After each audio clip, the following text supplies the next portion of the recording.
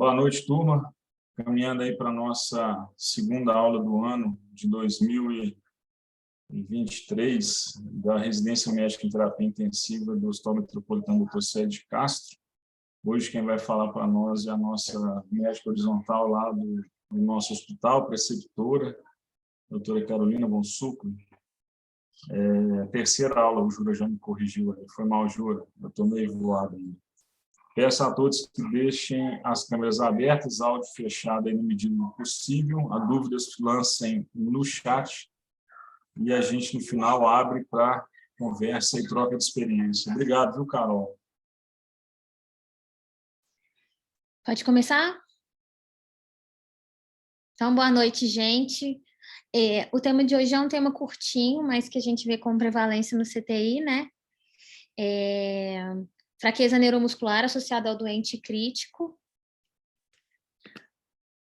Deixa eu ver aqui. Ok. Então... Peraí, deixa eu só redar isso aqui. A fraqueza neuromuscular, ela é, em parte, uma consequência da melhora da sobrevida de um paciente crítico, né, que acabou evoluindo com falência múltipla de órgãos e sepsis, mas também pode estar associada a alguns tratamentos que a gente faz na terapia intensiva. Eu vou falar mais para frente, mas um exemplo é o corticoide e é um pouco controverso. Além de prolongar o tempo de ventilação mecânica, consequentemente hospitalização, aumenta a mortalidade nesses pacientes e pode vir a causar também uma incapacidade crônica nesses sobreviventes.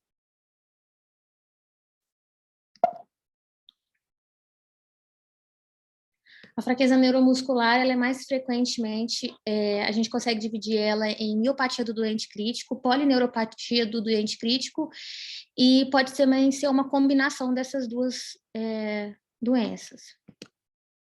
A miopatia do doente crítico, ela é a forma mais comum da miopatia adquirida no CTI. Ela também pode ser chamada de miopatia tetraplégica aguda e miopatia de filamentos espessos. A maioria dessas fisiopatologias, assim, é mais teórica, né? Mas ela é principalmente uma inestabilidade da membrana da célula muscular, com perda de miosina, e pode haver também necrose muscular.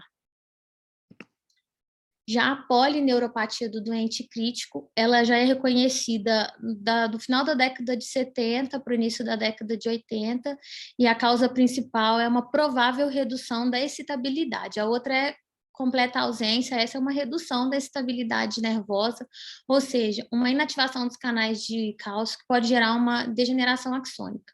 O mecanismo dessa lesão axônica é desconhecido, né? Especula-se lesão da microcirculação dos nervos distais, pode haver isquemia com degeneração.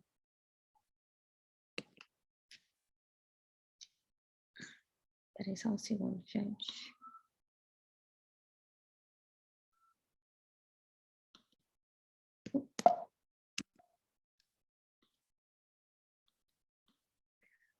Os pacientes com essa fraqueza adquirida na UTI, elas às vezes apresentam uma combinação dessa miopatia com essa polineuropatia. Esse distúrbio combinado também foi denominado de polineuromiopatia do doente crítico. E a sepse pode ser um mecanismo patológico comum subjacente ao desenvolvimento dessas patologias. Embora não esteja bem estabelecido, mas a sepse pode desencadear essa inestabilidade reversível, mais prolongada do nervo, semelhante ao conceito da inestabilidade que eu falei da miopatia, observada nesses pacientes com miopatia do doente crítico. Eu estou com dificuldade para mexer aqui, gente. Os principais fatores de risco são sepse, né, que eu já tinha falado lá na frente, falência de múltiplos órgãos, a síndrome da resposta inflamatória sistêmica, o uso de glicocorticoides é controverso. Eu li um artigo só falando relacionado a essa tetraparesia do paciente crítico, mas era mais um paciente asmático, falando que não tem como comprovar que a causa da tetraparesia desses doentes, no caso era do uso de asma, era causado pelo uso excessivo de corticoide, mas a gente acrescenta isso, pelo menos o que eu li, de artigo fala do glicocorticoide, que pode ter alguma ação, mas não tem comprovado. O uso nosso de bloqueador neuromuscular, né? Hiperglicemia e hipertireoidismo. As manifestações. O paciente com miopatia do doente crítico, a diferença entre a polineuropatia é que a miopatia começa por alguns dias após a admissão do paciente. Ela é caracterizada por uma tetraparesia flácida que pode afetar mais os músculos proximais do que os distais. O paciente normalmente evolui com falha no desmame de ventilação mecânica, ele tem uma fraqueza facial e uma sensibilidade preservada. Normalmente a gente avalia essa sensibilidade vendo dor no paciente. Esses exames o paciente tem que estar mais alerta, mais cooperativo, né? Já a polineuropatia são mais pacientes que estão na UTI por 1 ou 2 até mais semanas. Ela é caracterizada por uma fraqueza e atrofia muscular dos membros. Os reflexos também podem estar reduzidos, profundos, reduzidos ou ausentes.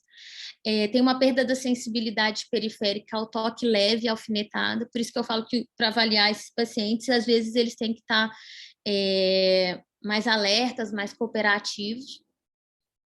Ele tem preservação relativa da função dos nervos cranianos, diferente da miopatia, e a sensibilidade, ele tem uma perda sensorial distal, por isso precisa da cooperação do paciente para fazer exame. Já a polineuropatia, que é a combinação dos dois, é muito caracterizada por uma fraqueza simétrica de todos os 4 membros, geralmente afetando mais proximal do que distal. Os reflexos também podem estar profundos, também podem estar mais reduzidos ou ausentes, e tem uma perda sensorial periférica, fazendo um exame periférico confiável, no nosso paciente mais alerta, mais cooperativo. A avaliação e o diagnóstico, a gente tem a dificuldade da questão dos nossos pacientes, às vezes, não estarem muito alerta, cooperativo, nossos pacientes traqueostomizados, né? Mas aí a gente tem suspeita, né? Pacientes que desenvolvem fraqueza muscular flácida, insuficiência respiratória após o desmame da ventilação dele. Outras causas é identificar uma fraqueza generalizada, avaliar a força muscular do paciente, revisar como é que ele era, o estado funcional dele previamente, se ele tinha alguma dificuldade, histórico da família também, que possa contribuir para essa fraqueza, analisar o tempo dos sintomas neurológicos, porque a gente faz muito diagnóstico diferencial com patologias neurológicas, pesquisar também fatores associados à fraqueza neuromuscular, associados às doenças críticas, incluindo o que eu já tinha falado, sepse, falência múltipla de órgãos, desmame difícil da ventilação, falência no desmame da ventilação, hiperglicemia e exposição a glicocorticoides e bloqueadores neuromusculares.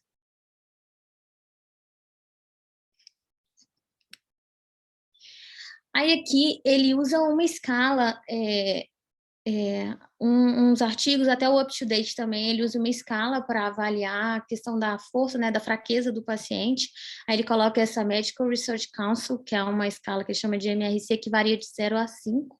Aí ele coloca que -4 é considerada fraqueza. Eu até tentei ler um pouco sobre, para poder explicar, mas achei que não tinha muito, para a gente no CTI, é mais difícil de poder fazer. E tem neuroimagem, a neuroimagem é mais para a gente descartar alguma lesão, né? Então, é a ressonância para ver se o paciente não tem nenhuma lesão medular ou alguma alteração de imagem, AVC, alguma outra alteração que possa causar alguma fraqueza, mas aí a gente consegue diferenciar. Exames laboratoriais, a gente associar com pedir CK, né? Para avaliar a questão da rabdomiólise. E outros exames o eletroencefalograma, punção lombar, análise de líquor e biópsia muscular. Biópsia muscular a gente praticamente não vê no CTI, né? Mas isso é para tudo, para fazer diagnóstico diferencial e ele ficar mais como diagnóstico de exclusão. Outros testes é a eletroneuromiografia e o estudo de condução nervosa, que a gente também não vê no CTI, às vezes nem no hospital, às vezes é mais eletivo, né, ambulatorial, então é mais difícil da gente ver também avaliação no CTI. Os diagnósticos diferenciais são outras miopatias agudas e subagudas nesses pacientes críticos, né? Então, aí ele fala também de rabdomiólise, de miopatia caquética, que está associada a catabolismo de proteínas. Além disso, outras neuropatias que mais raras, que a gente acaba que vê bastante no CTI, como a Guillain-Barré, a miastenia grave subaguda, porque ela pode se tornar sintomática durante a internação do paciente no CTI, né? O tratamento com magnésio, alguns antibióticos, tem algumas outras medicações também que podem acabar causando essa fraqueza nos pacientes muscular. O tratamento é basicamente manejo, né, da doença, né, tratamento da sepse, prevenir complicações como trombose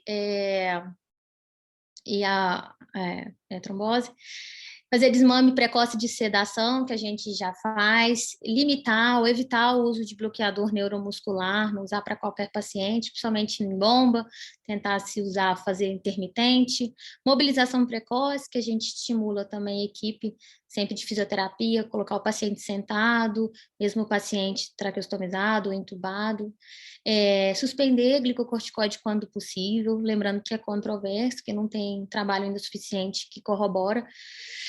O controle glicêmico adequado, o que eu li também fala que realmente o controle glicêmico rígido dos pacientes pode aumentar a mortalidade, né? Mas fazer o controle glicêmico, mas não precisa ser tão rígido, a gente já tem trabalhos também com relação a esse controle. E aí tem uma outra terapia que ele coloca que é mais experimental, que não tem trabalho suficiente, que é a estimulação elétrica neuromuscular. Aí ele coloca um trabalho lá de 2020, eu até coloquei ele nas referências, mas que não tem muita evidência ainda que melhore o estado funcional desses pacientes, não. Por fim, o prognóstico, né, os pacientes que sobrevivem, eles podem apresentar comprometimento, e a gente vê muito isso, né, cognição, saúde mental, função física, ele fala de síndrome pós-cuidados na terapia intensiva, né, essa fraqueza relacionada, ela pode acabar evoluindo com sequelas, tem paciente que pode nunca se recuperar, né, essa fraqueza generalizada, contraturas, mobilidade reduzida, acaba aumentando quedas, incapacidade de atividades, e aumenta a mortalidade em até 5 anos, acima do esperado. Em sobrevivência, ele coloca CIP e a polineuropatia, né? Ele fala que é mais grave, muitos pacientes com polineuropatia acabam ficando com sequelas mais graves, às vezes não conseguem se recuperar, em comparação às com miopatias. Os pacientes que têm miopatia, eles tendem a se recuperar de uma maneira mais efetiva, mais eficaz. E a aula é curtinha. Essas são as minhas referências. Eu li também, fiz um resumo pelo UpToDate. E é isso. Rápido. Excelente. Carolzinha, quer completar alguma coisa aí, meninos? Paulo, Bruninho, Alex, que a gente fica na luta lá todo dia para desligar a tal da sedação profunda, né? Que a turma costuma... O midazolam com fentanil. Pois é. Tenta ensinar para diminuir, para o desmame. Tudo influencia. De qualquer unidade de terapia intensiva é os horizontais, a coordenação chegar no dia de manhã e não ter paciente nenhum, praticamente, com midazolam, né? Se não for para tratar status, não é isso? E o que a gente vê hoje na nossa unidade é 70% dos pacientes com midazolam para o plantonista poder dormir. É isso, o paciente não, o plantonista, né? A equipe. Eu acho que as pessoas, tem alguns colegas da Físio acompanhando, é um tal do Físio chegar para a gente também e falar que já atendeu, que o paciente está mal adaptado. E pior, tem uns que chegam e falam, eu vou atender o paciente agora. Tem como você fazer uma sedação lá para eu atender? A hora que eu ouço isso, eu vou no inferno e volto. Então, o que vocês acham aí também? A polineuropatía a gente vê com muita frequência, né? Acho que conforme a terapia intensiva foi evoluindo, os pacientes muito graves começaram a sobreviver, né? E no pós-Covid a gente viu isso muito até pela junção de bloqueio neuromuscular, sedação pura e corticoide em altas doses, né? Então, ficou aí uma legião de pacientes com algum grau de sequela, né? Muitos traqueostomizados, muitos com polineuropatia permanente, né? Ainda hoje, a gente frequentemente, todo mês, a gente pega aí 2, 3, 4 casos, né? E a oversedação hoje realmente é o que está em voga, né, na terapia intensiva, né? A gente luta realmente para tentar reduzir né? Não é realidade no SUS a gente usar droga de ultra curta duração, até pelo preço, né? A maioria das patentes ainda não foram quebradas, né? Então, a gente acaba ainda usando muito fentanil, muito midazolam, mais que deveria, né? Mesmo aí já com embasamento para tratamento multimodal, a gente, infelizmente, ainda usa pouco, né? O Fábio deu uma aula recente sobre isso, é muito interessante. Teve aquela colega da anestesia, colega da Cerise, que também fez uma aula sensacional aí recentemente sobre isso, né? Então, eu acho que é isso, né? A gente está formando coordenadores, né? E cabe a nós essa responsabilidade, né? Do desmame diário, da vigilância, da cobrança, né? Para tentar aos pouquinhos aí ir mudando a cultura, né? O paciente não se adapta ao ventilador, o contrário que tem que acontecer, né? E a qualquer terapia que a gente implementa lá no CTI.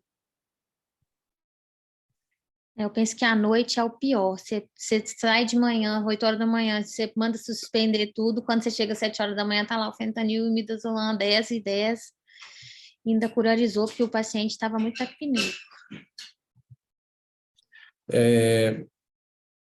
Carol, parabéns aí pela aula. Realmente o tema, a gente foi mais seletivo aí, né? É um tema de grande importância, que às vezes a gente subestima, né? Seu impacto, né?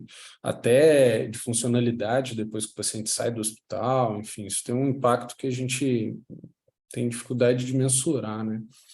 O seu tamanho. Um fator de risco, assim, que pelo menos existe plausibilidade biológica, ainda que os estudos, como você falou, né, são conflitantes até para o corticoide, que é algo que a gente mais ou menos aceita como fator de risco, mas é balanço hídrico acumulado, sabe? Isso gera uma série de disfunções por diversos mecanismos, né? Mas tanto no músculo como o edema endoneuronal, eles vão gerar lesão e culminam principalmente com a polineuropatia, e é um fator que provavelmente está muito presente nesses pacientes. E a gente também é outro ponto que a gente tem de oportunidade de melhoria, que eu vejo. Não é raro a gente pegar aquele paciente no fim dos seus 10 dias de ventilação mecânica, está todo infiltrado, todo inchado. Claro que a gente tem todas as dificuldades do processo inflamatório inerente à maioria dessas condições, né? Mas o cuidado com o balanço hídrico é algo importante também.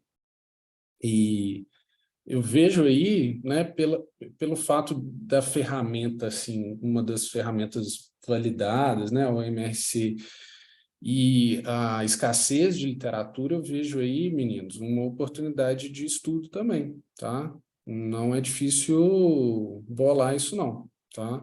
Fica aí mais uma carta na manga para a gente pensar em estudos e testar esses fatores de risco e começar a fomentar a nossa pesquisa aí, tá bom?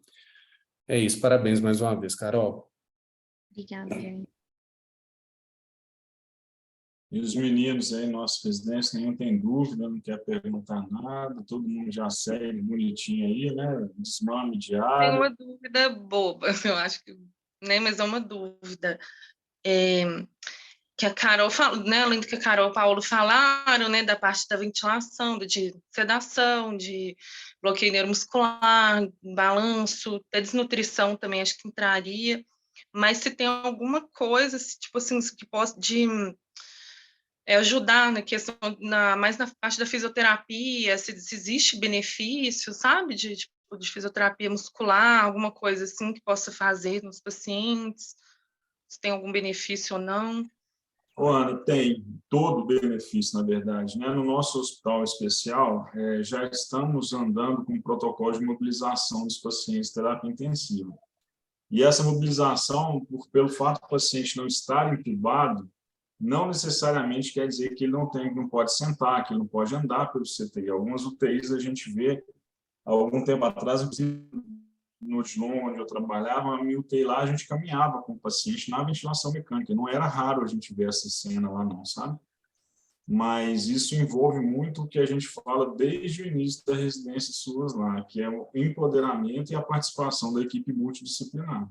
Não adianta só o fisioterapeuta ficar responsável pela movimentação do paciente. Ele é o coordenador dessa função. Então, o fisioterapeuta, no nosso serviço, ele faz uma classificação.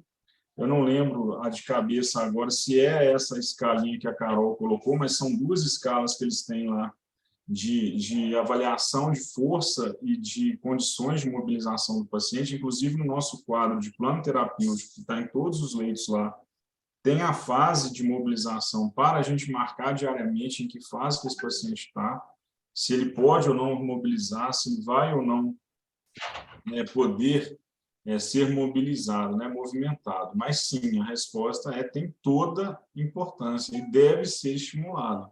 Então, na nossa corrida de leito, o Juarez acabou de falar, nós não estamos formando tocadores de plantão, nós estamos formando coordenadores horizontais. Então, vocês têm que ter em mente que aquela sistematização da corrida de leito inclui também essa avaliação. Quem corre leito com a gente lá já viu uma pergunta que deve acontecer todos os dias de segunda a segunda. O bundle de pergunta: esse paciente pode tirar a sedação dele? Sim ou não? Se não, tem que justificar por que não. E mais ainda, o ideal é que a gente chegue no plantão e o cara da noite já tenha desligado tudo, para a gente chegar e o paciente saber se ele vai precisar voltar à sedação ou se eu vou deixá-lo progredir com analgesia. Ele não precisa de sedação. Ele precisa, às vezes, de um analgésico, uma dipirona, ou a própria morfina, uma dose baixinha para deixar ele confortável na ventilação, para a gente progredir para a extubação. Então, se a gente fizesse do básico, a gente ia conseguir muito resultado. E uma sedação retirada no momento certo, você vai perceber que o paciente sai da ventilação mecânica antes da hora. Antes da hora, sim, antes do tempo que a gente está acostumado. Reduz lesão de pressão, gente. Um dos maiores problemas que a gente tem hoje no SED Castro, em termos de evento adquirido, é lesão de pressão, assim como todos os hospitais que eu conheço. Então, a sedação, gente, é um veneno. Não é bom, não. Não é bom, não. A gente tem que tentar tirar. A analgesia é bom. Uma analgesia bem feita é muito boa. Agora, uma sedação, eu tenho uma resistência muito grande, principalmente com o pacotinho do inferno, a midazolam e fentanil, às vezes chega na dar UPA para a gente na mesma bomba, né? Deus me livre. Eu acho que eu respondi, Ana. A parte da nutricional é a miopatia caquética que eu citei, da questão do paciente. É um diagnóstico diferencial das polineuropatias e da miopatia do paciente crítico. Mas está incluso, né? Tem que pensar, a sedação não é só o paciente dormir, todo o organismo sofre com ela. Desde a perfusão, a função renal, perfusão renal, tudo é comprometido. O paciente, principalmente quando você faz a merda do bloqueio muscular, gente? Então, isso é um veneno, dependendo da velocidade que você faz, inclusive, até que a dextroketamina, a gente usa mais hoje, não tem efeito, mas a ketamina de antigamente, se a gente fizesse ela uma velocidade muito alta, você podia, inclusive, ter uma parada, o paciente podia parar na sua frente, um paciente com insuficiência cardíaca, principalmente. Que era uma das complicações da ketamina que a gente tinha muito medo. Há algum tempo atrás, acho que vocês não eram nem nascidos, Então, agora a nova aí que a gente usa não tem esse efeito, não. E aí, meninos, o que mais? Mais alguém? Não, todo mundo cansado, todo mundo querendo dormir. Um outro aí, tá certo. Luiz, eu tenho na verdade, não sei se seria exatamente uma dúvida, assim. A gente acaba que no Metropolitano a gente pega muito paciente usuário, de droga ou então etilista crônico, principalmente etilista crônico, que tem um despertar mais difícil e acaba ficando com uma dependência de benzodiazepínico, E, assim, existe alguma outra estratégia ou medicação que poderia ser usada para conseguir diminuir, por exemplo, essa polineuropatia desses pacientes, que além de tudo, são os vampiros crônicos, etc. E aí, meninos? Bruninho, Paulo. A gente trata os abstinentes com benzodiazepina e com intermitente, né? A gente deixa com diazepam intermitente, dependendo até associa a quetiapina deles. Então, assim, não precisa deixar midazolam em bomba, né? E a maioria deles conseguem mobilizar quando a gente consegue controlar a abstinência e a agitação psicomotora deles, né? Inclusive, se não me engano, a dose de primeira escolha, a droga de primeira escolha para abstinência é o diazepam, né? Pois é. Então, já chega com midazolam, já é mais fácil, né? Porque você não faz diazepam em bomba de difusão, de rotina. E aí a turma lá liga o pacotinho completo lá na UPA e transporta, né? Está uma moda agora, a Clarice falou também, a gente recebeu uns pacientes aí com fazer bloqueio neuromuscular para transportar. É um trem que Sem sedação. Só o bloqueio. Exatamente. Isso aí, né? A Carol já deu no jugular ali. Eu estou tentando ser mais discreto, mas tem uns colegas que estão chegando o paciente lá, o neuro chega para avaliar e às vezes o colega não passa o que fez no transporte, está lá com midazolam e fentanil, a hora que você vai ver, está com o efeito do bloqueio que foi feito um xirinho para o paciente chegar até o hospital para fazer o transporte. Então, Cacá, passa para a turma do SAMU lá que não precisa de bloqueio muscular para transportar. Não leva para nós o paciente acordado, melhor para nós. Misericórdia, vou passar. É uma ampolinha de Nora, uma ampolinha de Rocurone, né? Ai, misericórdia. Não, Exatamente. Deus me livre. Se vocês souberem alguém de saúde que faz isso, vocês denunciam. Não, você está doido, estou brincando. Não é regra, não, mas está acontecendo na vez em quando. Eu cheguei um desse no João essa noite. Fiquei com medo. Mas tá bom, turma. É isso aí, Carol. Colocar mais alguma coisa, alguma pergunta aí, turminha? Mais alguém? Acho que não. Carol, obrigado. Primeira de muitas que você vai dar agora, né, de aula para nós. Agradeço a todo mundo o tempinho dedicado a nós aí também. Semana que vem tem mais, se Deus quiser. Boa noite, turma. Obrigado. Boa noite. Valeu, boa noite. Obrigada.